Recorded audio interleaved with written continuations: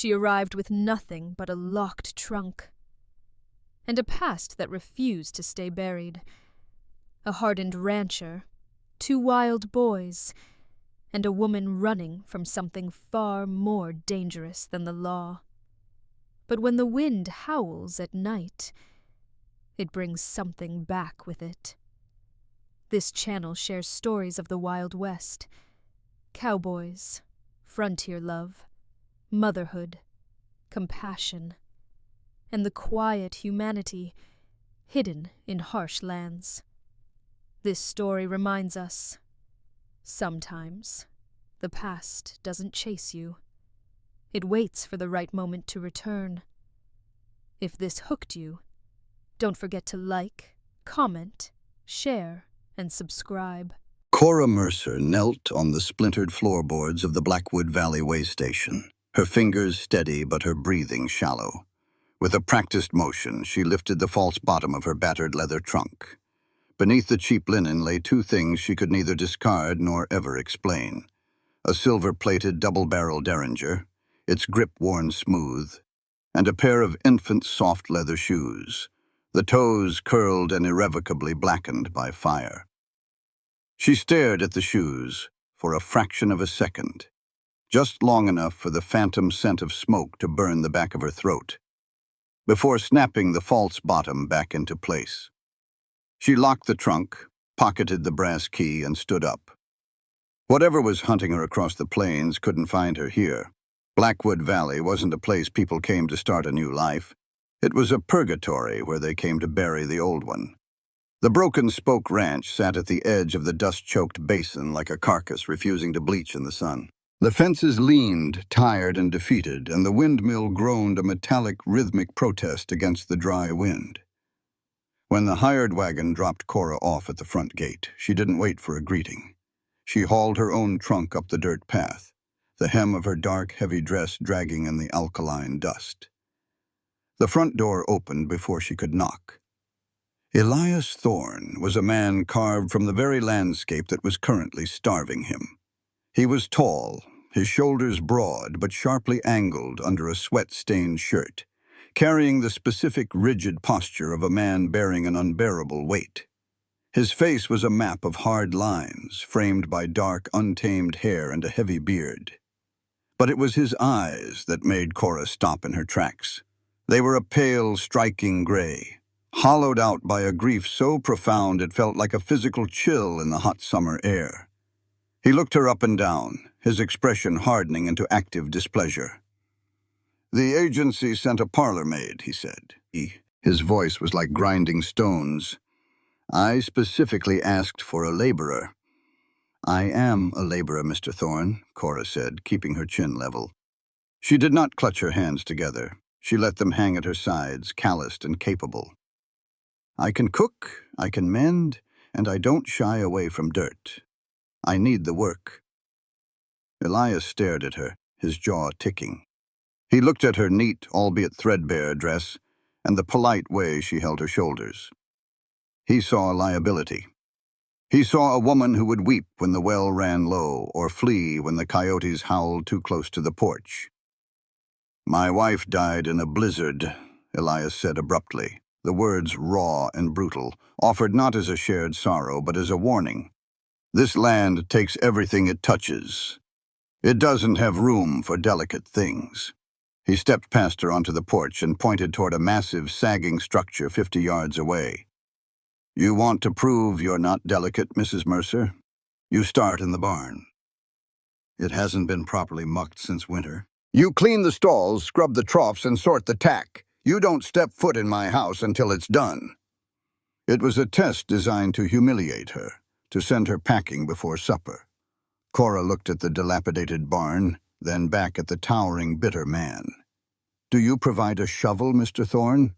Or am I expected to dig it out with my hands?"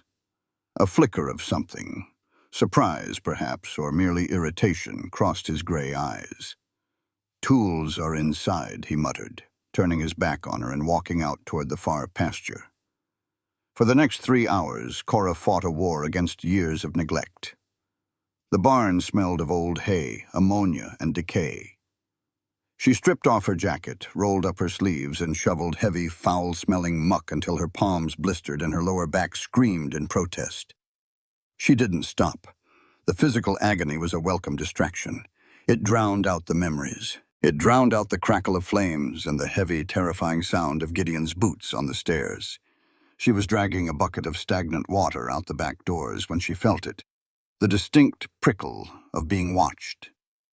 Cora paused, wiping sweat from her brow with a filthy forearm. Peering through the dusty shafts of sunlight, she saw them. Two small boys, identical down to the tangled mops of dark hair and the defensive, wide-eyed stares. They couldn't have been more than 4 years old. They wore oversized shirts that had been washed too many times and pants caked with dried mud. They looked feral, like twin coyote pups cornered in a den. "Hello," Cora said softly, keeping her voice low and non-threatening. She didn't move toward them. "You must be Leo and Toby." The boys didn't answer. They exchanged a rapid, silent glance. "I'm Cora. I'm going to be helping your pa out for a while." The boy on the left, his jaw set in a stubborn line that perfectly mirrored his father's, suddenly thrust his arm forward. Cora didn't have time to dodge. The clod of wet, heavy mud struck her squarely on the cheekbone, splattering across her face and neck. The impact stung sharply. Before the mud even hit the floorboards, the boys turned and scrambled away, disappearing into the tall, dry grass behind the barn as swiftly as shadows. Cora stood perfectly still in the dim, quiet barn. The mud dripped slowly from her jaw onto the collar of her dress. Her cheek throbbed. She reached up with 2 fingers, wiping the grime away, and looked at the dirt smeared across her skin. She did not cry. She did not feel anger toward the feral children, nor resentment toward the cruel man who had sent her out here. She walked over to the horse trough, dipped a rag into the water, and scrubbed her face clean. The dirt of the broken spoke ranch was honest. It was nothing compared to the ashes she had left behind. She picked up the shovel and went back to work. By mid-afternoon, the blisters on Cora's palms had popped, weeping clear fluid that mixed with the grime coating her hands. She did not stop. She merely tore a strip of fabric from the hem of her petticoat, bound her hands with tight, unyielding knots, and picked the heavy iron pitchfork back up. The Broken Spokes barn was a monument to defeat. The horse stalls were buried under months of hardened manure and rotted straw, compacted into a foul-smelling cement by the bitter winter and baking summer. Every thrust of the pitchfork sent jolts of pain shooting up Cora's arms, nesting deep in her shoulders. The air was thick with dust and the sharp, eye-watering tang of ammonia. Yet there was a strange, hollow peace in the agony. Physical exhaustion was a merciful thief. It stole the mind's capacity to remember Bick & Saint. Louis in the pristine, velvet-draped mansion of Gideon Mercer. Cora had never lifted anything heavier than a silver tea service. But that house had been a gilded slaughterhouse. The immaculate floors were where she had bled. The heavy oak doors were what had locked her in with a monster. This barn, with its honest filth and unapologetic rot, was a sanctuary by comparison. Here the pain was earned. Here she was in control of her own suffering. She hauled another overflowing wheelbarrow out into the blinding sunlight, dumping the waste onto the growing pile behind the outbuildings. As she wiped her forehead with the back of her wrist, she caught a flicker of movement in the periphery of her vision. The twins. They were lurking in the shadows of the grain silo, 2 silent wraiths watching her every move. Since the mud-throwing incident, they had maintained a calculated distance, observing her with the cold, assessing eyes of predators waiting for weakness. Cora pretended not to notice them. She grabbed the empty wheelbarrow and headed back into the dim, stifling heat of the barn. She was walking down the central corridor, her eyes adjusting to the gloom, when her foot caught on something taut and unyielding. It was a piece of heavy baling twine, strung ankle-high between 2 structural posts, hidden perfectly in the shadows. Cora went down hard. With her hands occupied by the wheelbarrow, she couldn't break her fall in time. Her shoulder slammed against the unforgiving edge of a wooden feed trough, and her knee struck the hard-packed dirt floor with a sickening crack. A rusted horseshoe nail, protruding from a fallen piece of lumber, sliced a jagged line up her forearm. The pain was immediate and blinding. She lay there for a moment in the dust, the breath knocked entirely out of her lungs. Her vision swam with dark spots. From the loft above, she heard a sharp collective intake of breath. The boys were up there. They had set the trap, and now they were waiting for the inevitable outcome. They were waiting for her to scream, to cry, to curse their names, and to run to their father demanding they be beaten. That was what adults did. That was the rule of the harsh world they inhabited. Cora closed her eyes. She focused on the rhythm of her heart, forcing it to slow. She tasted copper in her mouth where she had bitten her own tongue. Slowly, painstakingly, she pushed herself up into a sitting position. Her dress was torn at the knee. Blood was welling up rapidly from the gash on her forearm, stark red against the dirt caking her skin. It stung fiercely, but it was a shallow cut. She did not look up at the loft. She made no sound of distress. With mechanical precision, Cora unbuttoned her cuff, rolled up the heavy sleeve of her dress, and examined the wound. She reached into her apron pocket, withdrew a clean folded handkerchief, and wrapped it tightly around her bleeding arm, using her teeth to pull the knot secure. Then she stood up. She righted the wheelbarrow, kicked the baling twine out of the walkway, and picked up her pitchfork. Up in the loft, there was dead silence. The absolute absence of a reaction had shattered their script. "You missed a spot in the third stall," a deep voice rumbled from the main doorway. Cora turned, her posture rigid. Elias Thorne stood in the entrance, a silhouette cutting against the glaring sunlight. He had a coil of fencing wire slung over one broad shoulder. His pale gray eyes swept over the scene. The broken twine, the blood seeping through the handkerchief on her arm, and finally her calm, unreadable face. He had seen the whole thing. "The third stall has a rotted floorboard," Cora replied, her voice steady, betraying none of the throbbing ache in her knee. "I left it until last so I could patch it with the spare lumber by the door, so your horses don't break a leg." Elias stared at her. For a long, stretched moment, the only sound was the wind howling against the wooden slats of the barn.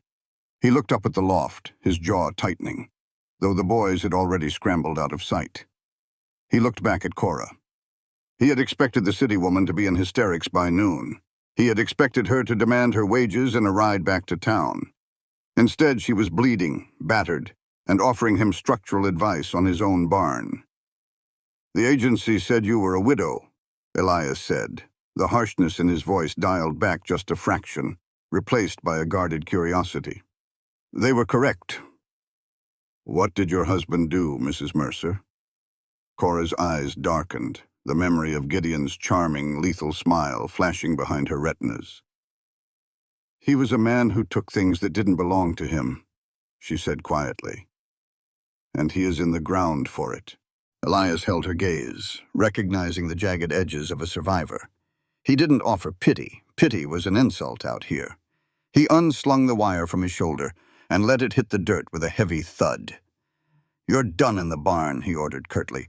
"Wash up at the pump. There's a room off the kitchen. It's small, but it has a lock. You start the cooking tonight. If the boys refuse to eat your stew, let them starve. They'll eat tomorrow." He turned and walked away. It wasn't an apology for his earlier cruelty, nor was it a reprimand for his sons. It was the only currency Elias Thorne had left, a begrudging, hard-won respect. That night, Cora lay in the narrow cot in the room off the kitchen. Every muscle in her body trembled with exhaustion, her injured knee throbbing in time with her pulse. The wind outside had picked up, sweeping across the open plains and rattling the window panes of the old ranch house. She was drifting into a restless, nightmare-plagued sleep when she heard it. It wasn't the wind. It was the distinct, deliberate crunch of boots on dry gravel. Cora's eyes snapped open in the pitch black. She held her breath, her hand instinctively sliding under her thin pillow to grip the cold, reassuring handle of the derringer. The footsteps were slow, measured. They approached the side of the house, moving directly toward the thin wall where her bed was pushed against. They stopped right outside her window. A shadow blocked out the sliver of moonlight bleeding through the curtains. For a full minute, the intruder just stood there, breathing just on the other side of the glass. Cora's finger curled around the trigger. "He's dead," she told herself frantically. "I saw the house burn. Gideon is dead." Then the shadow shifted. The footsteps retreated, fading back into the howling wind until they were swallowed completely by the night. Cora did not sleep the rest of the night. When dawn finally broke, painting the sky in pale, bruised hues, she walked outside, the cold morning air biting her face. She went to the window of her room. There, pressed deep into the damp morning earth, was a single clear boot print. It had a square toe and the distinct indentation of a custom star-shaped riding spur. It wasn't Elias's work boot. Someone had found her, and they were letting her know they were there. The sky did not look like morning. By 10 o'clock, it had turned the sickening jaundiced color of a bruised plum. The air was dead, heavy, motionless, and tasting faintly of copper and dry earth. Elias stood by the corral, strapping a saddle onto his roan gelding with sharp, angry motions. Cora stood on the porch, wiping her hands on her apron, watching the unnatural horizon. "It's a duster," Elias said, not looking at her as he pulled the cinch tight. "A bad one. The barometer dropped like a stone an hour ago." "Are you riding out in it?" Cora asked, masking the concern in her voice. "I have to," Elias replied, his voice laced with a bitter exhaustion. "Vance Crawford bought up my loan from the Territorial Bank. He sent word this morning that he's calling it in by sunset unless I ride into town and sign over the water rights to the South Creek. If I don't go, he takes the whole ranch tomorrow." He finally turned to look at her. The bags under his eyes were dark, his face drawn. For a second, he didn't look like a harsh, unyielding rancher. He looked like a man drowning. "Keep the boys inside, lock the doors, stuff the window cracks with wet rags. Do not let them out no matter what happens. When the black dirt hits, it can strip the paint off a wagon and suffocate a man in minutes. You understand?" "I understand," Cora said. "Be careful, Elias." It was the first time she had used his Christian name. He paused, his hand on the saddle horn, his gray eyes locking onto hers. He gave a single, tight nod, swung up onto the horse, and spurred the animal toward the darkening horizon. By noon, the sun was entirely gone, swallowed by a towering wall of black dust that stretched from the earth to the heavens. It hit the broken spoke with the force of a freight train. The house shuddered violently. Inside, it was as dark as midnight. Cora had lit a single oil lamp, its weak yellow glow illuminating the dust that was already seeping through the floorboards and keyholes.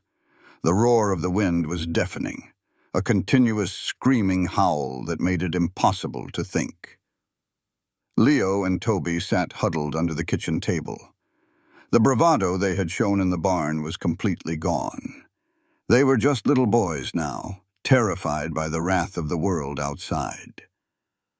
Cora sat on the floor beside them, handing them damp cloths to tie over their mouths and noses. "It's all right," she yelled over the roar of the wind, pulling them closer to her. "The house is strong. It will pass." Then a sickening structural crack ripped through the air, louder than the wind. Toby shrieked, "The barn! Papa's barn!" Cora looked toward the kitchen window just in time to see the massive, heavy double doors of the barn tear entirely off their iron hinges, flying into the black maelstrom like matchsticks. "Buster!"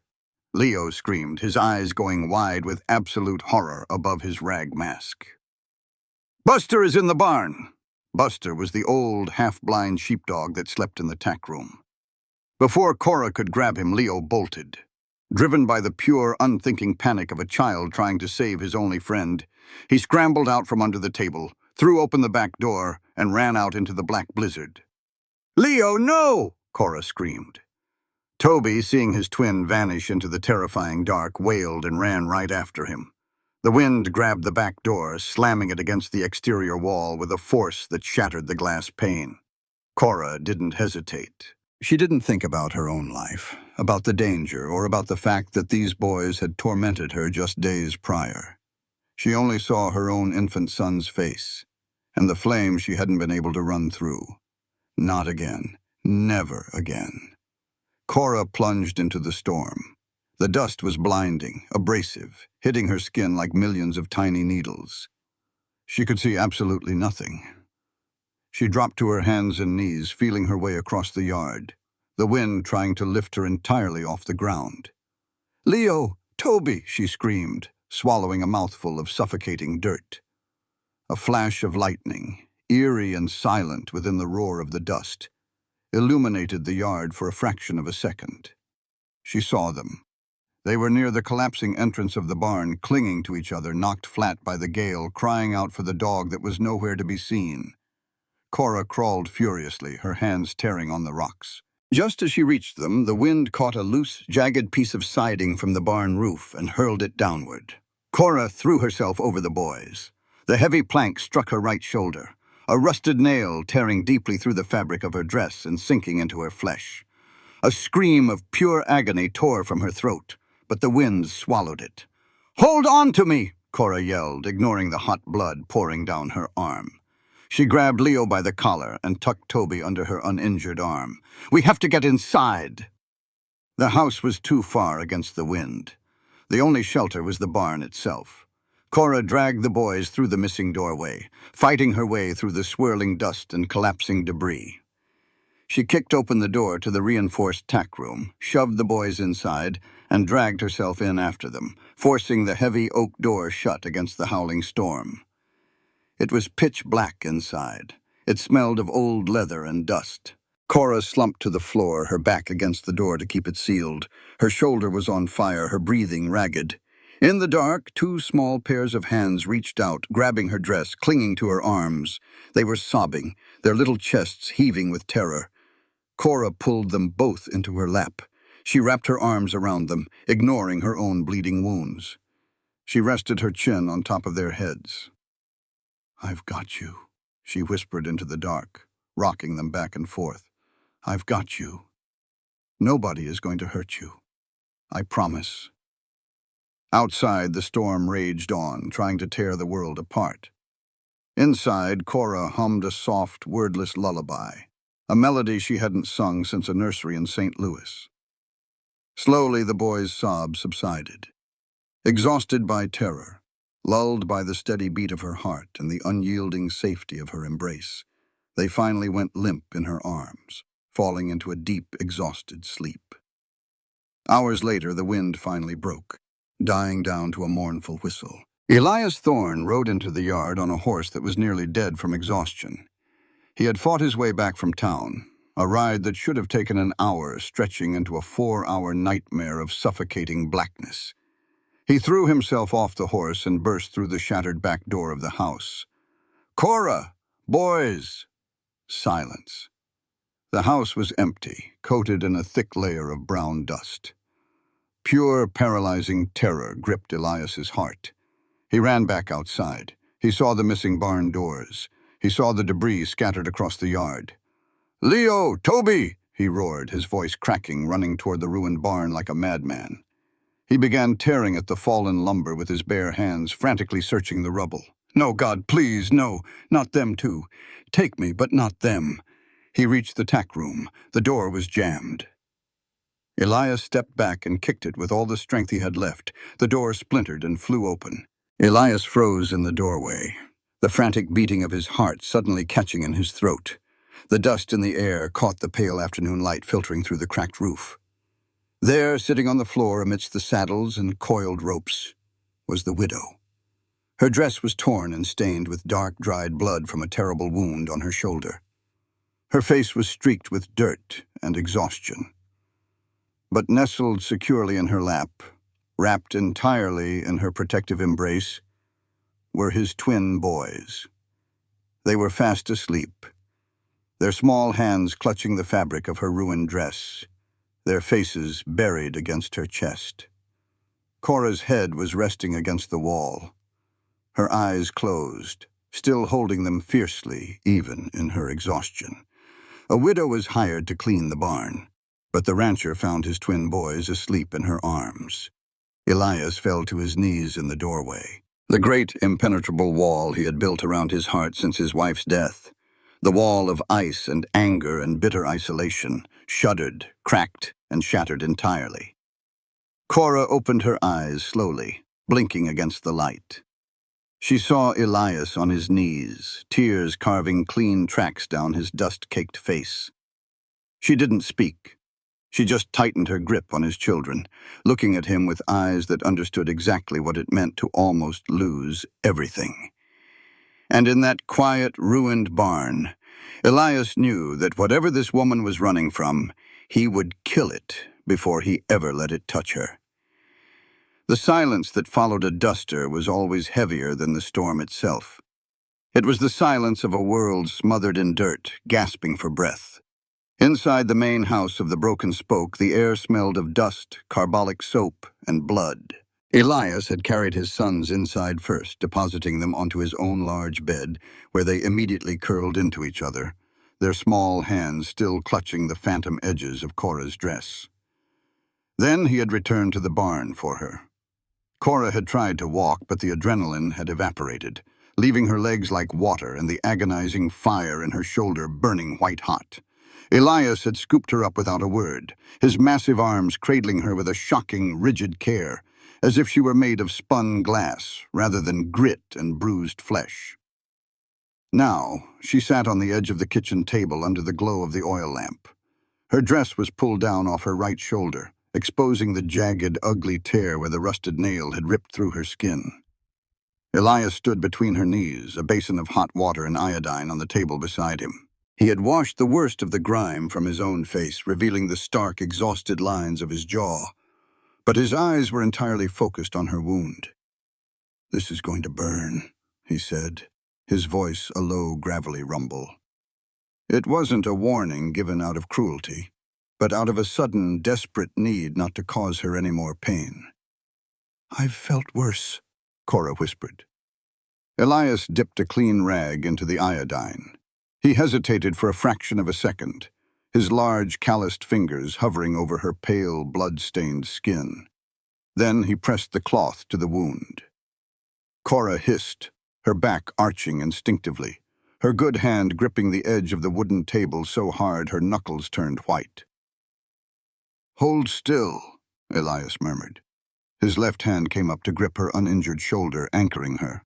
The touch was branding. He was a man composed of hard edges and violence, a man who fought the earth itself for survival, yet his hands moved over her torn flesh with painstaking, agonizing tenderness. He cleaned the gash, his breath ghosting over her collarbone. Cora looked at the top of his dark, bowed head. She watched the flecks of the muscles in his forearms. For a month, she had lived in terror of men's hands. Gideon's hands had been manicured and smooth, and they had broken her ribs. Elias's hands were rough as bark, permanently stained with soil and grease, and they were putting her back together. "You saved them," Elias said quietly, not looking up as he began to wrap a clean linen bandage around her shoulder, pulling it tight. "You didn't have to go out there. You could have stayed in the house. You would have been safe." "They were terrified," Cora replied simply. "And they are just little boys, Elias. I couldn't leave them in the dark." Elias finally looked up. His gray eyes were inches from hers, stripped of all the bitter armor he had worn since she arrived. The vulnerability in them was staggering. He looked from her eyes down to her lips, and for a heart-stopping second, Cora thought he was going to lean the final inch and kiss her. The air between them suddenly felt thicker than the dust storm outside, crackling with an unspoken, desperate gravity. Before either of them could move, the heavy thud of hooves sounded in the yard, followed by the jingle of expensive spurs. Elias's jaw instantly locked. The tenderness vanished, replaced by the lethal, calculating coldness of a territorial rancher. He stepped back from Cora, his hand instinctively dropping to the heavy Colt revolver strapped to his hip. "Stay here," he ordered. He strode to the front door and threw it open. Sitting atop a magnificent black thoroughbred was Vance Crawford. The cattle baron looked entirely out of place in the ruined landscape. His suit was tailored, his boots polished, and a silver-studded hat shaded his sharp, predatory face. He was flanked by two armed men, but Vance carried himself with the arrogance of a man who didn't need to pull a trigger himself. His money did the killing for him. "Hell of a blow, Thorne," Vance drawled, his eyes sweeping over the missing barn doors and the battered house. "Looks like the broken spoke took a beating. Shame. It's hard to keep up a property when you don't have the capital." "State your business, Crawford," Elias growled, stepping out onto the porch, his hand resting casually but purposefully on the butt of his gun. "Or get off my land." "Technically," Vance smiled, retrieving a folded piece of heavy parchment from his breast pocket, "it's my land. At least it will be at sundown tomorrow." Elias stiffened. "The Territorial Bank transferred your note to my holdings this morning," Vance continued, his voice dripping with false sympathy. "You're 3 months in arrears, Elias. The principal is due. Unless, of course, you're finally ready to sign over the water rights to the South Creek. You give me the water, I forgive the debt. You keep the house, you keep your boys. You refuse, I take it all, and you're off the property by noon Friday." "You damn that creek, the whole Southern Valley dries up," Elias spat. 3 families will starve." "That sounds like a problem for the Southern Valley," Vance said smoothly. "I'm offering you a lifeline, Thorne. I suggest you take it." Inside the kitchen, Cora pulled her dress back up over her bandaged shoulder. She stepped quietly into the hallway, standing just out of sight of the doorway, listening. She knew men like Vance Crawford. They were cut from the same cloth as Gideon, men who viewed the world as a chessboard and people as disposable pawns. "I need water," Vance said abruptly, swinging down from his horse. He didn't wait for an invitation, stepping past Elias onto the porch. "Dust parches the throat. Be a good host, Elias. Fetch me a cup while you think over my generous offer." Elias glared at him, every muscle coiled for violence. But he needed time. He needed to think. He gave a curt nod and turned toward the outdoor pump at the side of the house, leaving Vance standing in the doorway. Vance stepped over the threshold, pulling off his leather gloves. His eyes adjusted to the dim light of the hallway, and he stopped. He saw Cora standing near the kitchen frame. For a moment, neither of them moved. Cora felt the blood drain from her face. Vance's eyes narrowed, his sharp gaze assessing her ruined dress, the bandage on her shoulder, and the aristocratic bone structure that dirt and exhaustion couldn't entirely hide. A slow, chilling smile spread across his face. He took 3 steps forward, closing the distance between them while Elias was out of earshot at the pump. The smell of expensive bay rum cologne and stale tobacco washed over her. Vance leaned in close, his eyes gleaming with malicious recognition. He had done business in St. Louis. He kept tabs on wealthy, powerful men. "Well, well," Vance whispered, his voice barely louder than the creak of the floorboards. "A widow, I hear? Are you absolutely sure he's completely dead, Mrs. Mercer?" Cora's heart stopped, her lungs paralyzed. Vance tipped his hat to her, his smile widening into a blade, just as Elias's heavy boots sounded on the porch behind him. Vance turned, took the tin cup of water from Elias, drank it in one gulp, and tossed it into the dirt. "Sundown tomorrow, Thorne," Vance called out, mounting his horse. "Have the deed ready." He rode off into the settling dust, leaving Cora standing in the hallway, the walls of the ranch suddenly feeling like the sides of a closing coffin.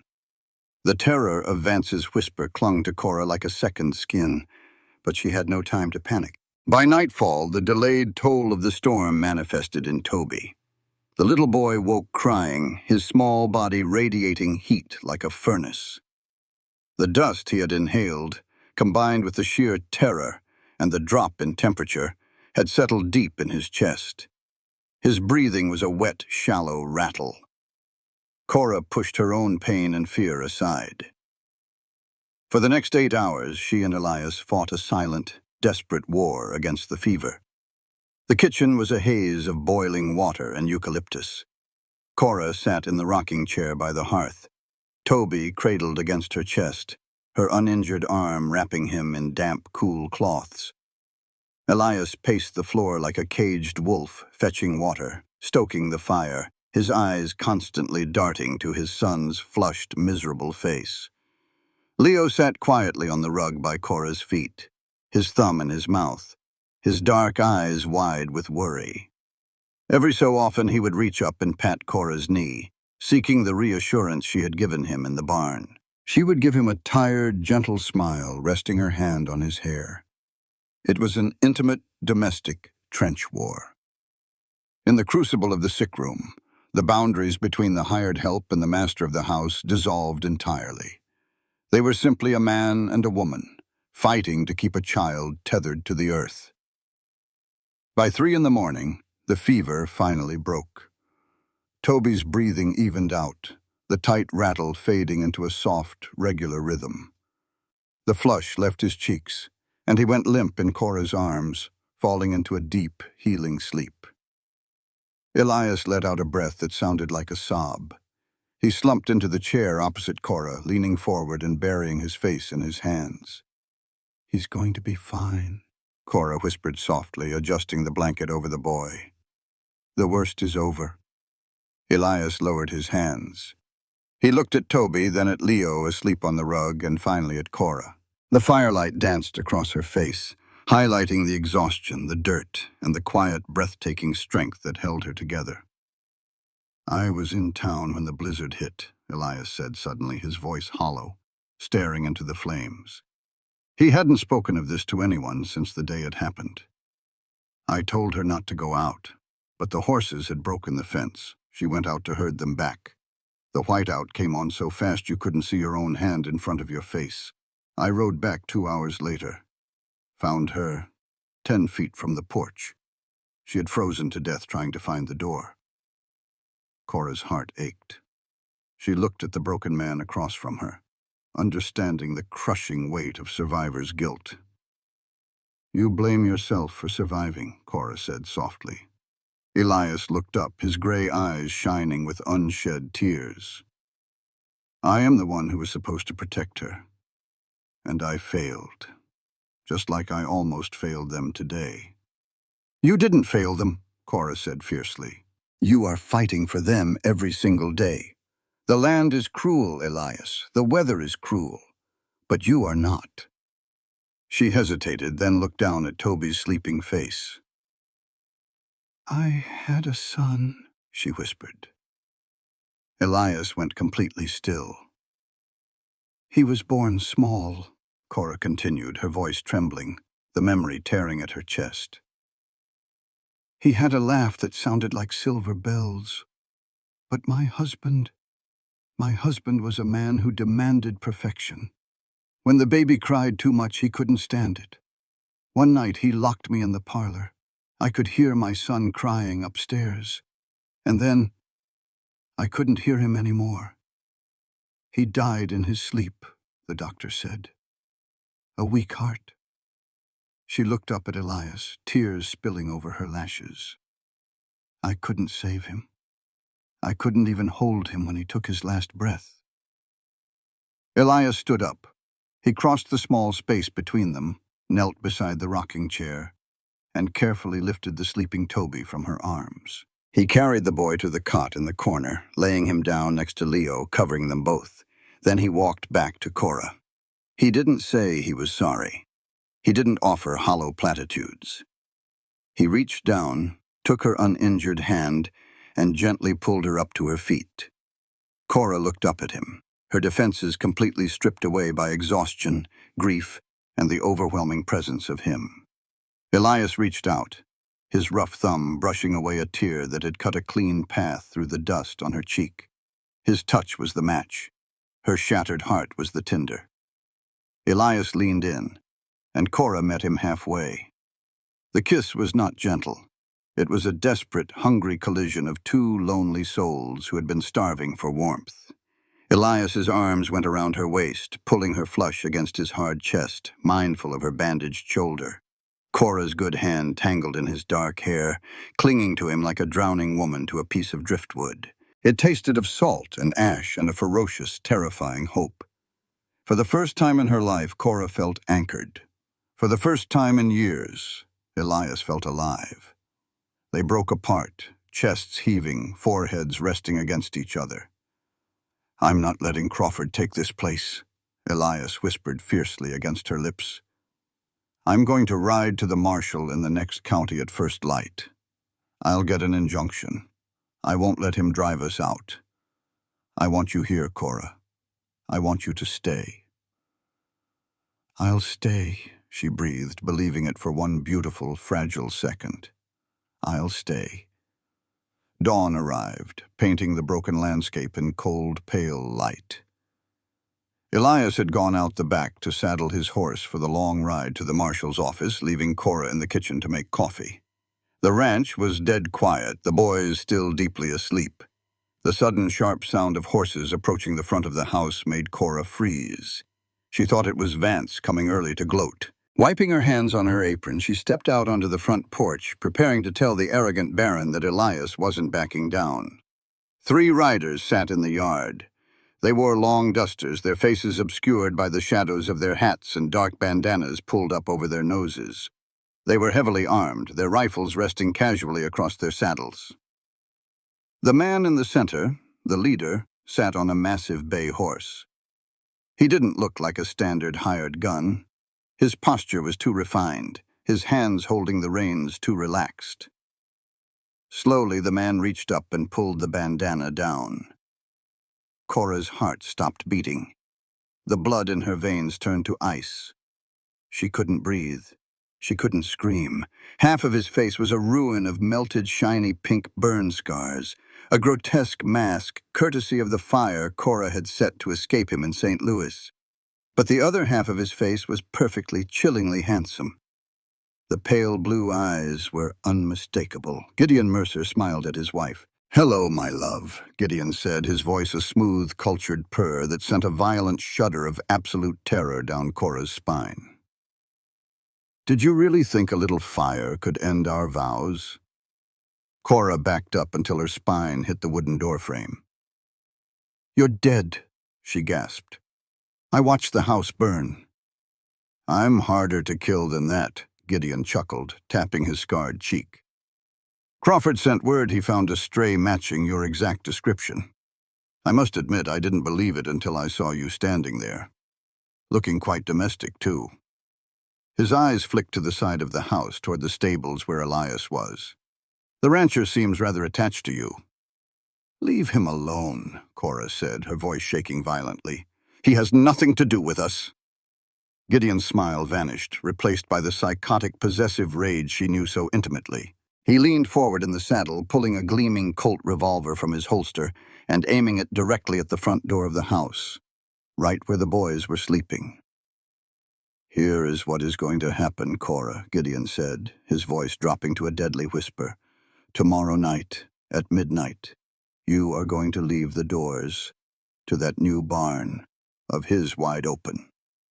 You are going to leave the paddock gates unlatched. We are going to ride in, and we are going to burn this pathetic ranch to the ground for Mr. Crawford." "No," Cora sobbed, shaking her head. Gideon cocked the hammer of the gun. The metallic click was the loudest sound in the world. "If you warn him, if you try to run, or if those doors are locked," Gideon said, his pale eyes burning with sadistic glee, "I will not just burn the ranch. I will tie the rancher to a post, and I will make you watch as I slaughter his twin boys piece by piece. Do you understand me, wife?" Footsteps sounded from the back of the house. Elias was coming inside. "Midnight tomorrow," Gideon whispered, tipping his hat. "Don't disappoint me." He pulled the bandana back over his ruined face, wheeled his horse around, and the 3 riders galloped out of the yard just as Elias stepped onto the porch behind her. "Who was that?" Elias asked, his hand dropping to his gun, looking at the receding dust cloud. Cora stood paralyzed, staring at the dust. The warmth of Elias's kiss from hours ago turned to ash on her lips. She was trapped. Her monster had returned from the grave, and he had brought hell with him.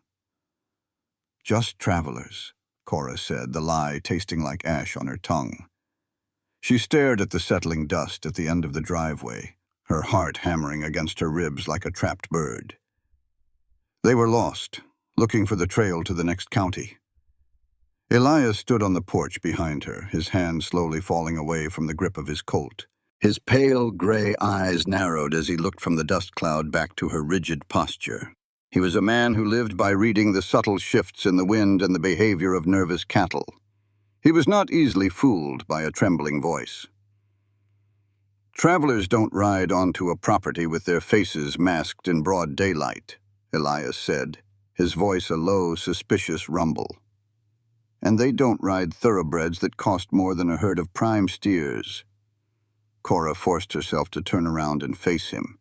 Her knees felt like water, and the throbbing in her injured shoulder had returned with a vengeance, but she kept her chin level. "It's the truth, Elias. They asked for directions, and I gave them, that's all." Elias studied her face. He saw the stark terror in her eyes, the sudden sickly pallor of her skin, the warmth of the kiss they had shared in the kitchen. A kiss that had felt like a resurrection to him, seemed a million miles away, replaced by an invisible, impenetrable wall. He wanted to push, to demand the truth, but the urgency of his own crisis pulled him away. "I have to get to the marshal," Elias said finally, his jaw tight. "If Crawford files that deed at the assayer's office before I get an injunction, it's over. Keep the boys inside." As he walked past her to mount his horse, Cora grabbed his sleeve. "Elias, wait." He stopped, looking down at her desperate grip on his coat. "Don't go to the marshal," she pleaded, her voice cracking. "It won't work. Men like Vance Crawford own the law. They buy the judges and the marshals. You can't win this." Elias's expression hardened into granite. "So I should just hand over my land? The land my father bled for? The land where my wife is buried?" "Take the boys and run," Cora begged, the tears she had been fighting finally spilling over. "Please, Elias, pack a wagon. Leave the livestock, leave the house. Just take Leo and Toby and ride north. Start over somewhere else. Anywhere else." Elias ripped his arm away from her grasp. The betrayal in his eyes was instant and devastating. "I thought you understood," he said, his voice dropping to a harsh, bitter whisper. "I thought you saw what this place means to them, to me. A man doesn't run from his own land, Cora. He fights for it, or he dies on it. If you're too cowardly to stomach that, maybe Crawford was right about you." He swung into the saddle and spurred his horse mercilessly out of the yard. Cora stood on the porch watching him ride away, a sob tearing from her throat. "It isn't Crawford," she wanted to scream. "It's Gideon, and he will butcher you all." But she knew Elias. If she told him Gideon Mercer was alive and threatening them, Elias would not run.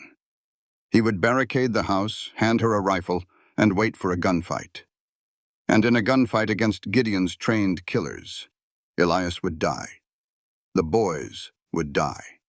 She had to save them, even if it meant destroying the only beautiful thing she had ever found. The day dragged on in a suffocating haze of anxiety. The boys remained subdued, recovering from the storm, playing quietly with carved wooden blocks by the hearth. Cora cooked, she cleaned, she mended, her hands moving mechanically while her mind raced through impossible scenarios. Gideon's ultimatum echoed in her skull. "Leave the doors open, unlatch the paddock, or I make you watch as I slaughter his twin boys." Gideon did not make idle threats. If he met resistance, if Elias fired a single shot, Gideon would unleash hell. The only way to ensure the boys survived was to make sure the burning of the broken spoke went exactly as Gideon demanded. No resistance, no gunshots. By nightfall, Elias returned. His shoulders were slumped, his horse lathered in sweat. The marshal had been conveniently out of town, and the deputy had refused to sign an injunction against a man as powerful as Vance Crawford. Elias ate his supper in dead silence. The exhaustion radiating from him was absolute. After putting the boys to bed, he retreated to his own room at the end of the hall. closing the heavy oak door with a click that sounded like a coffin sealing shut. Cora waited until the grandfather clock in the parlor struck 2 in the morning. The house was deathly quiet, save for the wind whistling through the cracked window panes. She slipped out of her cot, her bare feet making no sound on the floorboards. She wore only her white cotton nightdress, her injured shoulder aching fiercely in the cold. She crept down the hallway toward Elias's room. Her heart beat so violently she was terrified it would wake him. She turned the brass doorknob with agonizing slowness. The door creaked slightly, but the sound was masked by a gust of wind outside. She slipped into his room. Elias was sprawled on his back on the large bed, fully clothed except for his boots, his chest rising and falling in the deep, heavy rhythm of total exhaustion. His Winchester rifle was leaning against the nightstand. His gun belt, holding the heavy Colt revolver, was draped over the back of a wooden chair near the window. Cora moved like a ghost. She reached the chair first.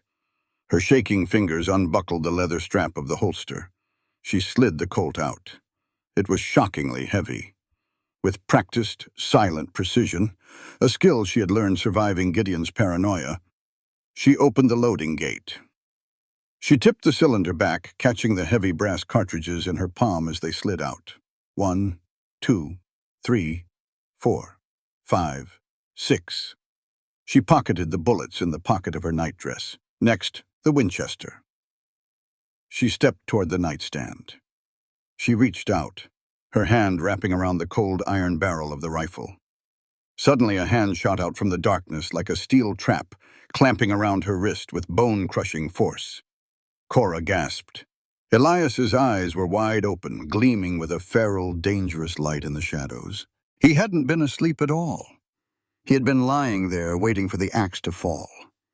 In one fluid, violent motion, he surged upward, twisting her arm and slamming her back against the nearest wall. The Winchester clattered to the floor. The breath left Cora's lungs in a rush. "What are you doing?" Elias snarled, his face inches from hers. Cora couldn't speak. She looked down at his hand, gripping her wrist. In her other hand, slipping from her fingers, were the 6 brass bullets she had taken from his Colt. They hit the wooden floorboards with a series of sharp, damning clinks. Elias looked at the bullets rolling across the floor. Then he looked over at his empty holster. The realization hit him like a physical blow. The feral light in his eyes warped into a devastating, sickening comprehension. "Crawford," Elias whispered, the name tasting like poison. "He didn't just come to threaten me yesterday. He came to see you." "Elias, no, please." "You're his," Elias roared, the sound tearing out of his chest, a sound of absolute heartbreak and rage. He shoved her away from the wall, his chest heaving. "The men in the yard this morning, they were his, weren't they? Checking in on their investment, making sure the little widow was doing her job." "You don't understand," Cora cried, tears streaming down her face, ignoring the agonizing pain in her shoulder. "I'm trying to save you. I'm trying to save Leo and Toby." "By disarming me in my sleep?" Elias shouted, his voice shaking with fury. "By leaving me defenseless so Crawford's men can ride in here tomorrow and put a bullet in my head without taking a loss?" "He'll kill the boys if you fight back," Cora screamed, the truth of Gideon hovering on her lips, but the terror choking it down. She couldn't say his name. If Elias knew it was a personal vendetta, he would hunt Gideon down and he would die. "You have to let them take the ranch. It's the only way you live." Elias stared at her, his face twisting with a disgust so profound it made Cora physically sick. The woman who had held his sons in the storm, the woman he had kissed in the firelight, it had all been a performance, a calculated sociopathic manipulation to secure Vance Crawford's prize. "Get out," Elias said, his voice dropping to a terrifying, deadly calm. "Elias, please." He grabbed her by the arm, not caring about the bandage, and dragged her down the hallway. Cora stumbled, her bare feet slipping on the rugs. "Elias, you can't fight them. They will burn everything." He threw open the heavy front door. The freezing night wind howled into the house. He shoved her out onto the porch. She fell to her knees on the hard, splintered wood, shivering violently in her thin nightdress. Before he could slam the door, a small, terrified voice broke through the noise of the wind. "Cora?" Elias froze. Cora looked up. Standing in the hallway, clutching his ragged blanket, was Leo. His dark eyes were wide with panic, staring at Cora kneeling in the cold dirt, and his father standing over her like an executioner. "Leo!" Cora sobbed, reaching a hand out toward the boy. Leo dropped his blanket and ran toward the door. "Don't go! Papa, don't make her go!" He lunged forward, his tiny hands grabbing the hem of Cora's nightdress, trying to pull her back inside. "She saved us, Papa! Don't be mean!" Cora wrapped her arms around the boy, burying her face in his small shoulder, weeping uncontrollably. For 3 seconds, she held the only pure thing left in her ruined world. Elias's face contorted with grief. He reached down and grabbed Leo by the waist, peeling the boy's fingers off Cora's dress. "No!" Leo screamed, kicking and thrashing in his father's arms. "Cora! Cora!" "She's a liar, Leo," Elias said, his voice cracking, though he didn't look at the boy. He stared dead into Cora's eyes, his own eyes empty of anything but cold, dead ash. "And she is never coming back." He stepped back into the house, holding his screaming son. The heavy oak door slammed shut. The deadbolt slid into place with a loud, final clack. Cora was left kneeling in the freezing dirt, the sound of Leo's cries muffled by the thick wood, while the desolate wind of the Blackwood Valley screamed around her. The walk to town was 8 miles of unadulterated hell. Cora had nothing but the thin cotton of her nightdress, the bandages on her shoulder, and the cold, unyielding metal of the derringer tucked into her waistband. The only thing Elias hadn't known to take from her. The temperature had plummeted near freezing, the alkaline dust biting into her bare feet with every step, turning the soles of her feet raw and bloody. By the 2nd mile, the physical pain was a distant background noise to the torture of her own mind. She had failed. She had tried to play Gideon's game to save the only people she had ever cared about, and she had lost everything. Elias hated her. Leo and Toby would grow up thinking she had abandoned them, just like the world had abandoned her. But as the freezing wind whipped her hair across her face, a new, colder realization began to take root in her chest. Gideon was a liar. He had always been a liar. He was a psychopath who fed on control and domination. If he rode into the Broken Spoke tomorrow night and found the doors open and Elias unarmed, he wouldn't just burn the barn. He would look at the man who had touched his wife, the man who had looked at Cora with respect and desire, and Gideon's fragile, narcissistic ego would demand blood. He would kill Elias. He would kill the boys just to make Cora watch, just as he had promised. Compliance was not a shield against a monster, it was an invitation. Cora stopped walking. She stood in the middle of the dark, empty trail, shivering violently, her breath pluming in the freezing air. Running away wouldn't save Elias. Begging wouldn't save Elias. There was only one way to deal with a rabid dog. A terrifying, profound calm settled over her. The trembling in her limbs stopped. The tears dried on her freezing cheeks. She wasn't Cora the victim anymore. She wasn't the terrified wife locked in a parlor, and she wasn't the desperate widow trying to appease a devil. She was a mother who had already lost 1 child. She would be damned before she let Gideon take 2 more. When Cora limped into the outskirts of Blackwood town, the sun was just beginning to bleed over the horizon, painting the sky in violent streaks of red and purple. She bypassed the main street entirely, sticking to the shadows of the alleys, ignoring the confused and disgusted stares of the early morning drunks and sweepers, who saw a barefoot, bloodied woman in a nightdress stalking through the mud. She headed for the assayer's office at the edge of town, right next to the mining supply depot. The depot was just opening. An old, grizzled clerk with a missing eye was sweeping the front step. He stopped and stared as Cora approached, looking like an avenging ghost. "I need access to the blasting lockbox," Cora said. Her voice was completely devoid of emotion, a flat, dead sound that made the old man shiver. "Miss, we don't sell to—" Cora didn't argue. She reached up to her left ear. With a sharp, agonizing yank, she pulled the heavy diamond stud from her earlobe. The only piece of jewelry she had never been able to bring herself to sell, the last remnant of her gilded cage in St. Louis. Blood dripped down her neck. She slapped the diamond onto the wooden counter. "I need 6 sticks of dynamite, commercial grade, and a spool of fast-burning fuse. Now." The clerk looked at the diamond, which was worth more than his store, then looked at the cold, dead eyes of the woman standing before him. He swallowed hard, nodded, and went to the back room. He returned with a heavy canvas satchel. The smell of sulfur and waxed paper was overpowering. "It's primed," the clerk warned, his voice shaking slightly. "You drop that bag too hard, miss, and they'll be picking pieces of you out of the next county." "That is the intention," Cora said. She slung the heavy satchel over her uninjured shoulder, the weight of the explosives a comforting pressure against her side. She found a discarded, filthy wool coat behind the saloon and wrapped it around herself to hide the nightdress and the explosives. Then she began the 8-mile walk back to the Broken Spoke. She did not feel the pain in her feet anymore. She did not feel the cold. She walked with the steady, measured pace of a woman walking to the gallows of her own making. She had done the math. Gideon had said midnight. He would come arrogant, expecting her to have paved the way for his easy victory. He would group his men near the barn doors to start the fire. She would be waiting in the shadows. She only needed him to get close enough.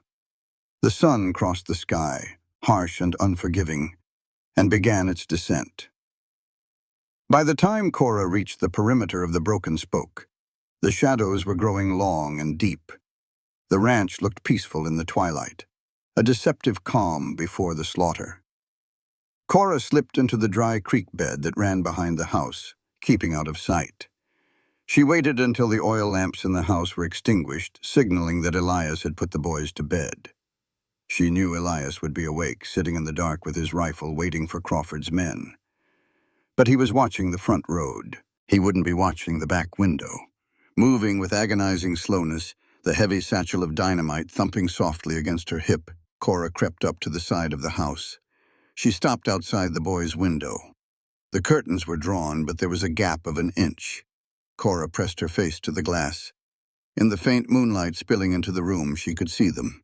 Leo and Toby were asleep in their cot, tangled together, their small chests rising and falling in perfect unison. Toby had his thumb in his mouth. Leo had one arm thrown protectively over his brother. Cora placed her raw, bloodied hand against the cold glass. A single tear escaped her eye, tracing a warm path down her dirt-streaked face. She thought about the life she could have had here. She thought about Elias's rough hands, his gruff voice, the way he had looked at her in the barn. She thought about making breakfast for these boys, watching them grow tall and strong, teaching them how to read by the firelight. It was a beautiful dream. And it was a dream worth dying to protect. "I love you," she whispered to the glass, her breath fogging the pain. "Be brave, little ones." She pulled her hand away. She turned her back on the house, pulling the heavy wool coat tighter around herself, hiding the canvas satchel. She walked out into the open yard, toward the dark, looming silhouette of the ruined barn. She stepped into the black maw of the doorway and sat down on a hay bale, pulling the derringer from her waistband and resting it on her lap. She opened the satchel, taking out the spool of fuse, and began to carefully wire the 6 sticks of dynamite together. The wind howled across the plains. Cora checked the chamber of her small gun, wrapped her coat around the explosives, and stared out into the dark horizon. She waited for her husband to arrive. The antique grandfather clock in the parlor of the Broken Spoke struck 1/4 to midnight. Its deep, resonant chimes were entirely swallowed by the relentless howling of the Blackwood wind. Out in the ruined barn, Cora sat perfectly still on the hay bale. The heavy canvas satchel rested on her lap, the 6 sticks of commercial dynamite bundled together with baling wire, the fast-burning fuse pinched between her raw, trembling fingers. A single strike-anywhere match was gripped in her other hand. The cold had seeped deep into her bones, numbing her bare feet and sending violent shivers through her thin cotton nightdress. hidden only by the filthy, oversized wool coat. She stared into the darkness of the yard, her eyes unblinking. She was no longer a victim. She was a trap waiting to be sprung. Inside the house, Elias Thorne was not asleep. He sat in a high-backed wooden chair in the darkest corner of the parlor facing the front door. A heavy double-barreled shotgun lay across his lap, loaded with double-aught buckshot. He had found his spare ammunition locked in his desk. He didn't know why Cora had stolen the bullets for his Colt, nor why she had tried to take his Winchester. The betrayal still burned like acid in his chest. But his grief was secondary to his duty. He was a father. He would defend his blood until his heart stopped beating. At 10 minutes to midnight, the wind carried a new sound. It was faint at first, a rhythmic thrumming vibrating through the hard-packed earth. Then the distinct clinking of iron horseshoes on rock. Cora stood up, retreating deeper into the shadows of the barn. Through the cracked window of the parlor, Elias saw them emerge from the gloom. It wasn't just 3 riders. Vance Crawford had sent a small army to ensure his investment was secured. A dozen men on horseback fanned out across the front yard, their dusters flapping like bat wings in the gale. They carried torches, the flames whipping violently, casting long demonic shadows across the weathered face of the house. At the center of the formation sat Gideon Mercer. He did not wear a mask tonight. The torchlight illuminated the grotesque melted ruin of the left side of his face, the shiny, puckered scar tissue stretching tight over his jaw. The right side of his face remained obscenely handsome, set in a mask of arrogant anticipation. He looked at the heavy oak front door, expecting it to be unlatched. He looked toward the barn, expecting the doors to be wide open, courtesy of a terrified, broken wife. "Burn the outbuildings first," Gideon ordered, his cultured voice carrying over the wind. "Leave the house for me. I want the rancher alive. I have a point to make." 2 men dismounted, carrying their torches toward the grain silo. Inside the parlor, Elias stood up. He didn't wait for them to knock. He didn't wait for a parley. Men who came in the dead of night with fire were not men you talked to. Elias kicked the front door open, leveled the shotgun from the hip, and pulled both triggers. The deafening roar of the blast shattered the night. The 2 men approaching the silo were thrown violently backward, their chests pulverized by the heavy buckshot, their torches tumbling into the dirt. Chaos erupted. Horses reared and screamed, throwing their riders. The remaining men scrambled for cover behind the water troughs and the buckboards, opening fire with a barrage of Winchester rifles and revolvers. Bullets tore through the wooden facade of the house, shattering the windows and chewing the porch railing to splinters. Elias ducked behind the heavy oak door frame, ejecting the spent shells and frantically shoving 2 fresh cartridges into the breech. He snapped the barrel shut, leaned out and fired again, taking down a man trying to flank him from the right. But there were too many. From her vantage point in the barn, Cora watched the slaughter begin. Her heart hammered against her ribs. Elias was fighting like a demon, but it was suicide. The sheer volume of incoming fire was tearing the house apart. She saw Gideon dismount coolly, using his massive bay horse as cover. He drew his Colt, a sadistic smile playing on his lips. He wasn't shooting at Elias. He was shooting at the walls of the house, specifically aiming high toward the roofline. He was trying to force Elias out by dropping the ceiling on him. "Take the porch!" Gideon shouted to his men. "Suppressing fire! Move!" 5 men charged the porch, laying down a wall of lead. Elias leaned out to fire, but a bullet caught the wooden frame mere inches from his face, sending razor-sharp splinters deep into his cheek. He flinched backward. In that split second, another bullet found its mark. It ripped through the meat of Elias's right thigh, shattering the femur. Elias let out a guttural roar of agony, his leg buckling instantly.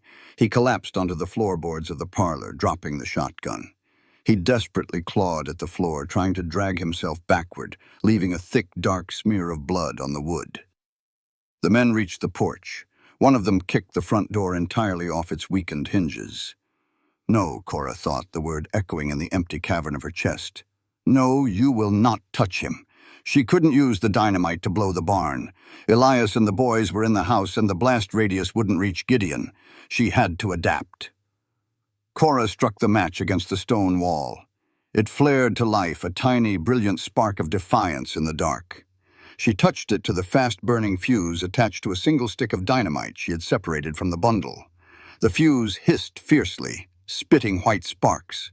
She ran to the barn entrance, her bare feet bleeding, and hurled the explosive stick with all her might toward the cluster of horses and men taking cover behind the water trough in the center of the yard. "Fire in the hole!" one of the henchmen screamed, pointing at the sparking projectile tumbling through the air. The explosion was apocalyptic. The shockwave blew out the remaining glass in the farmhouse. A geyser of dirt, splintered wood, and boiling water erupted into the sky. 2 men were instantly vaporized in the blast, and 3 horses were thrown to the ground, screaming. The concussive force knocked Gideon off his feet, sending him sprawling into the alkaline dust. In the blinding, ringing aftermath of the explosion, Cora moved. She sprinted out of the barn, an avenging specter in a wool coat. She reached the nearest dead henchman, one of the men Elias had shot with the buckshot. She dropped to her knees, her hands frantic, and ripped the heavy Remington revolver from his dead grip. It was slick with blood, but it was fully loaded. She didn't hesitate. She didn't freeze. She turned toward the porch, where 2 of Vance's men were shaking off the blast, preparing to step into the house to finish Elias. Cora raised the heavy revolver with both hands, aimed, and pulled the trigger. The recoil snapped her injured shoulder back, a flare of blinding pain, but she held her ground. The bullet caught the first man in the base of the neck. He crumpled instantly. She thumbed the hammer back and fired again, hitting the second man squarely between the shoulder blades as he turned. He pitched forward through the doorway, dead before he hit the floorboards. Cora stepped up onto the porch, her breathing ragged, the smoking gun in her hand. Inside the ruined parlor, the air was thick with the suffocating smell of cordite and copper. Elias was propped up against the overturned kitchen table, his hands pressing desperately against the gaping arterial wound in his leg, his face deathly pale. He looked up, his gray eyes wide with shock, as he saw Cora standing in the doorway, a gun in her hand, the bodies of his attackers at her feet. "Cora," he choked out, coughing blood. Before she could speak, a shadow detached itself from the hallway leading to the bedrooms. Gideon Mercer stepped into the parlor. His expensive suit was covered in dust from the explosion, a trickle of blood running from his ear. But his pale eyes were manic, burning with an unholy, ecstatic rage. And he was not alone. In his left arm, he had Leo pinned tightly against his chest. The little boy was kicking and sobbing in sheer terror, his small hands clawing uselessly at Gideon's thick forearm. In his right hand, Gideon held his Colt revolver. The cold steel barrel was pressed directly against Leo's temple. Cora froze, the blood in her veins turning to ice. The heavy Remington in her hand suddenly felt like it weighed 1,000 pounds. "Drop it!" Gideon hissed, his scarred face twisting into a demonic sneer, the hammer of his Colt cocked back. "Drop the gun, Cora, or I will paint the walls with the boy's brains." The silence in the parlor was absolute, broken only by the ragged, desperate sound of Leo's sobbing and the wet, tearing noise of Elias's breathing. Cora stared at her husband. She saw the absolute lack of mercy in his pale blue eyes. She saw the twitch in his trigger finger. He was a man who lived on the precipice of violence. The slightest provocation would send him over the edge. Elias let out a hoarse, agonizing cry from the floor. He tried to lunge forward, to drag his broken body toward the monster holding his son, but his leg betrayed him. He collapsed onto the bloody floorboards, his hands grasping uselessly at the air. "Let him go!" Elias roared, tears carving tracks through the gunpowder on his face. "Take me! Leave the boy!" Gideon didn't even look at Elias. His eyes were locked entirely on Cora. This was their game. This was the culmination of the sick, twisted dynamic that had defined their marriage. He wanted to break her. He wanted to see the light completely extinguish in her eyes before he killed the things she loved. "I gave you simple instructions, wife," Gideon whispered, the barrel of his gun pressing harder into Leo's temple. The boy whimpered, squeezing his eyes shut. I told you to be a good girl, but you've always been so terribly stubborn. Now you get to watch him die. And then the father. And then I think I'll take the other twin back to St. Louis with me. He can shine my boots. No, Cora said. Her voice was not a scream. It was not a plea.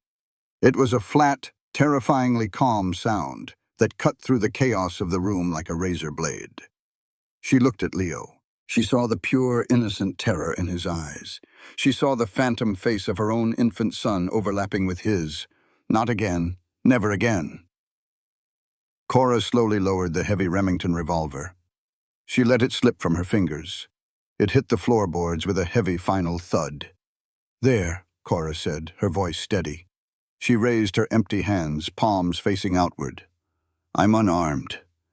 Gideon smiled, a slow, triumphant stretching of his scarred flesh. Good girl. Now get on your knees. Let him go to his father, Cora demanded, taking a slow, deliberate step forward, her bare, bloody feet leaving perfect prints on the wooden floor. She kept her eyes locked on Gideon's, projecting absolute submission, feeding the monstrous ego that she knew was his greatest weakness. You don't care about the boy, Gideon. You don't care about Crawford's land. You only came here for me, because you couldn't stand the thought that I escaped you, that I survived. Gideon's smile faltered for a fraction of a second, a flicker of genuine irritation crossing his handsome side. She had hit the nerve. I am the one who humiliated you, Cora continued, taking another slow step closer. She was 10 feet away now. I am the one who burned your house down. I am your prize. The boy is nothing. Trade him for me. Elias watched from the floor, his heart shattering. He understood what she was doing. She was offering herself as a sacrificial lamb. Cora, don't, he choked out, his vision swimming from blood loss. Don't do it. Gideon looked at Cora, standing there in a filthy wool coat and a torn nightdress, her hair wild, her face bruised. He looked at the absolute, defiant acceptance in her eyes. It enraged him and excited him in equal measure. Very well, Gideon purred.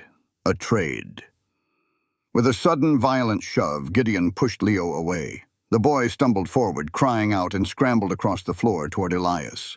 Elias wrapped his massive, blood-stained arms around his son, burying the boy's face in his chest, shielding him with his own broken body.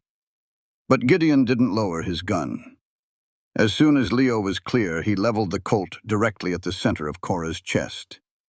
You always were a dramatic bitch, Gideon sneered, his finger tightening on the trigger. Goodbye, Cora. Go to hell, Cora whispered. With lightning speed, a movement born of sheer, desperate instinct, Cora's right hand darted to her waist. She thrust her hand into the deep pocket of the wool coat. She didn't try to draw the weapon. There was no time. She simply pointed the barrel of the silver derringer through the thick wool fabric, directly at Gideon's chest, and pulled the trigger. The sound of the 2 gunshots was virtually indistinguishable, a single deafening crack that echoed like thunder in the confined space. Cora felt a punch to her chest, an impact so massive and brutal it lifted her entirely off her feet. The air was violently expelled from her lungs. She flew backward, hitting the wall hard, before sliding down to the floorboards. Across the room, Gideon stood perfectly still for one long, suspended second. A dark, perfect circle had appeared right in the center of his expensive silk vest, slightly to the left of his sternum. The derringer bullet had pierced his heart. His pale blue eyes widened in absolute shock. The arrogance finally, permanently wiped away. He looked down at his chest. He tried to take a breath, but only a wet, gurgling sound escaped his lips. The Colt slipped from his fingers. He swayed like a felled redwood, and then crashed to the floor, dead before his face hit the wood. Silence fell over the room, ringing and heavy. Outside, Vance Crawford's remaining men had seen enough. Their leader was dead, the trap had been sprung, and the resistance was too heavy. One of them, in a final act of spite, threw his flaming torch through the shattered window. It landed on the heavy oilcloth drapes. They caught fire instantly, the flames rushing up the dry fabric like a climbing beast. The men spurred their horses and fled into the night, abandoning the broken spoke to the fire. Elias dragged himself across the floor, leaving a thick trail of blood, his teeth gritted in unbearable agony. "Cora!" he screamed, his voice tearing his throat. "Cora!" She was slumped against the wall. The wool coat had fallen open. The white cotton of her nightdress was rapidly blooming with a horrifying, spreading stain of crimson over her left lung. Elias reached her, pulling her upper body into his lap, his large, rough hands pressing frantically against the wound, trying to stop the impossible flow of blood. "No, no, no," Elias sobbed, his tears dropping onto her pale face, washing away the dust. "Stay with me. Look at me, Cora. Stay with me." Cora's eyelids fluttered. She looked up at the ceiling, then slowly brought her gaze down to his face. Her breathing was wet, a terrifying shallow rattle. Every breath brought a bubble of pink froth to her lips. She didn't feel the pain anymore. The cold was creeping in, a deep, heavy numbness starting in her fingers and toes. "The boys," she gasped, her voice barely a whisper. "They're safe," Elias choked out, pulling Leo close with his other arm while Toby, who had woken up from the noise, stumbled out of the hallway, crying, and collapsed next to his father. "They're safe, Cora. You saved them. You saved us." Cora looked at the two little boys, their faces buried in Elias's sides. She saw the man holding her, the man who had looked at her with respect, who had kissed her with a fire that had briefly thawed her frozen soul. She had not been able to save her own son, but she had saved his. The ledger, written in blood, was finally balanced. She reached up with a trembling, blood-stained hand, her fingers brushing against the rough stubble of Elias's jaw. "It's honest dirt," Cora whispered, a faint ghost of a smile touching her lips. "I like the dirt." Her hand fell away, hitting the floorboards with a soft thud. The light in her eyes, fierce and defiant to the very end, slowly faded into a glassy, empty stare. Her chest stopped moving. Elias let out a roar of absolute soul-shattering grief, a sound of pure agony that rose above the roar of the fire. He pulled her lifeless body against his chest, rocking her back and forth, sobbing uncontrollably into her hair. Behind them, the flames from the drapes reached the wooden ceiling. The dry, aged lumber of the broken spoke caught instantly, the fire spreading across the roof like a wave of pure destruction feeding on the wind. The heat became unbearable. Elias knew he had to move. He had to save the children she had died for. With superhuman effort, ignoring the shattered bone in his leg, he dragged himself up, using the wall for support. He grabbed Leo and Toby, one under each arm, their small bodies limp with terror and exhaustion. He looked down at Cora one last time, lying in the growing pool of her own blood, her face peaceful in death. "I love you," he whispered to the flames. Elias Thorne limped out of the front door, dragging his sons into the cold, unforgiving night. Just as the roof of the parlor caved in behind them, a shower of sparks ascending into the black sky. When the sun rose the next morning, it illuminated a scene of utter devastation. The authorities would eventually arrive. Vance Crawford would bribe the right people, claim the land due to unpaid debts, and bulldoze the ashes. There was no justice. There was no miraculous intervention. On a small hill overlooking the valley, Elias Thorne stood leaning heavily on a crude wooden crutch. His face was carved from granite, aging 10 years in a single night. Beside him stood Leo and Toby, their faces streaked with soot and tears, clutching a pair of charred infant shoes they had found in the wreckage of a leather trunk. In front of them were two fresh, unmarked mounds of earth, dug side by side. Elias turned away from the graves. He ushered his boys toward a battered, borrowed wagon. He did not look back at the smoking ruins of the broken spoke. He whipped the tired horses, and the wagon rolled slowly away, disappearing into the vast, indifferent expanse of the American West, leaving nothing behind but dust, scars, and a love story written entirely in ashes. The sun did not rise over the Blackwood Valley so much as it bled through a shroud of thick, greasy smoke. Where the broken spoke ranch house had stood for 3 generations, there was now only a smoldering, blackened scar on the earth. The skeletal remains of the stone chimney pointed toward the gray sky like a charred finger. The wind, which had howled with such ferocity the night before, had died down to a hollow, mournful breeze, stirring up eddies of white ash that drifted across the yard like summer snow. Elias Thorne sat on the cold, hard earth near the bank of the South Creek, 50 yards from the ruins. His right leg was stretched out before him, bound tightly with strips of his own torn shirt and splinted with 2 broken fence posts. The bullet had shattered the bone, and the makeshift setting he had performed himself in the dark had been an exercise in blinding, vomit-inducing agony. His hands were coated in dried blood and soot. His face was a hollow mask of shock and profound, irreversible loss. Tucked firmly under his left arm, shivering despite the heavy wool blanket Elias had managed to drag from the clothesline before the fire reached it, were Leo and Toby. They were completely silent. The feral energy that had defined them was gone, burned away in the crucible of the night.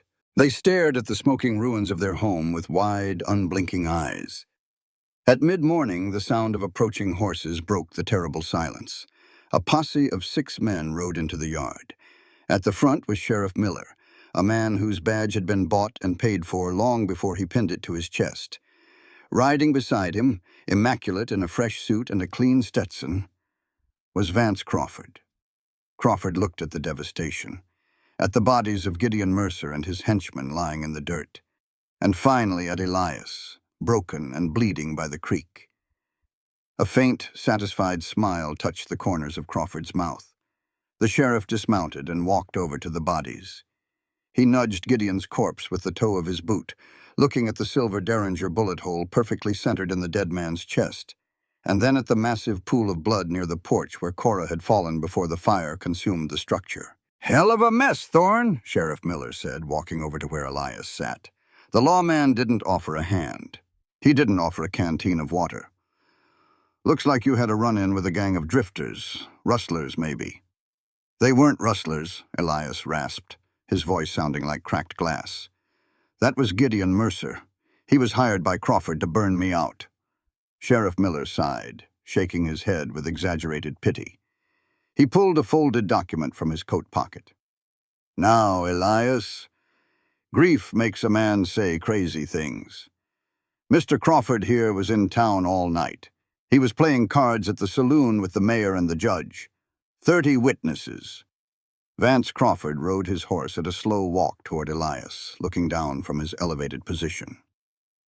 "It's a tragedy, Elias. Truly. A gang of outlaws burns down your property, kills your hired help. A terrible loss. And as of sunrise this morning, a loss you cannot financially recover from." Elias stared up at Crawford. His hand, resting on the dirt, twitched toward the empty holster at his hip. He could feel the phantom weight of his Colt.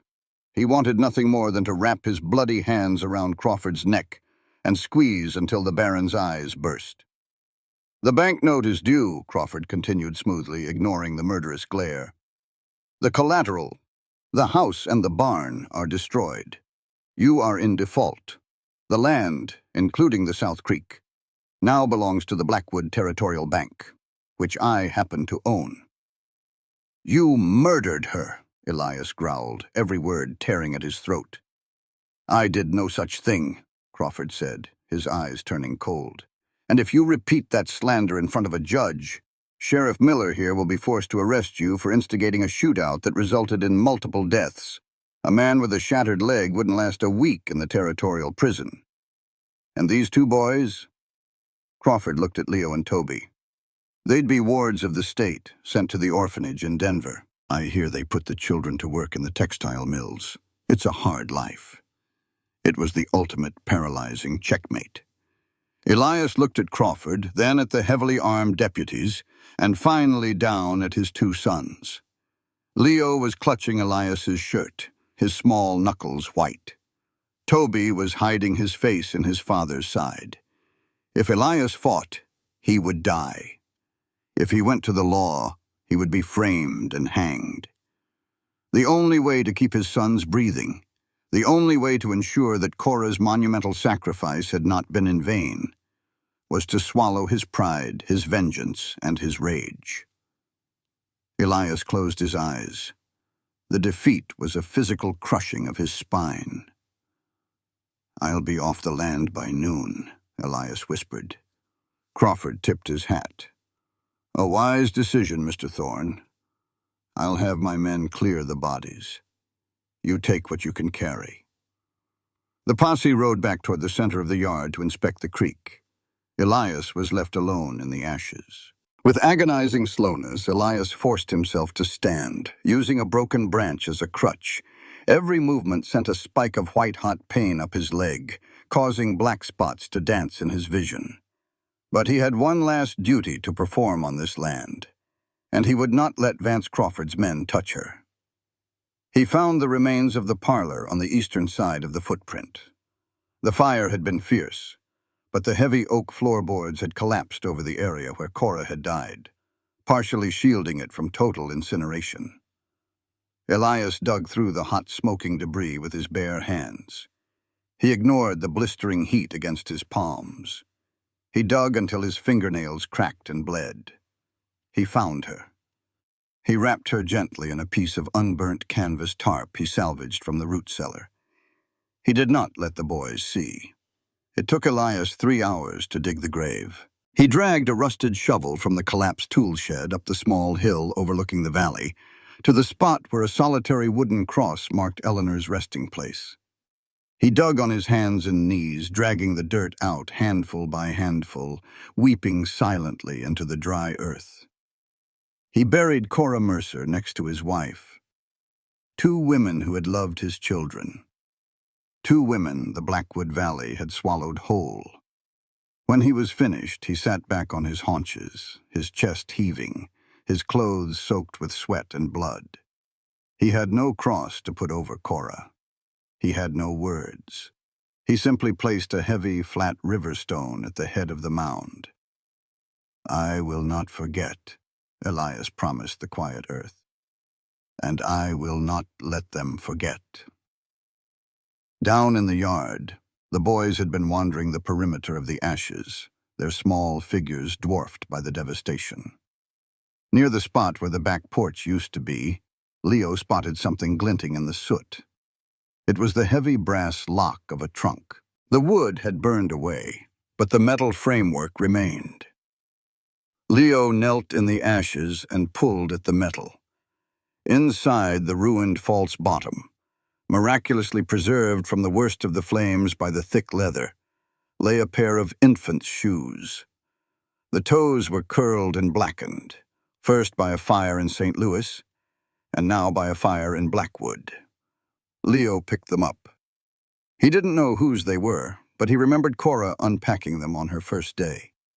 He remembered the sad, faraway look in her eyes when she touched them. He held them tightly to his chest. Toby came over and placed his hand over his brother's.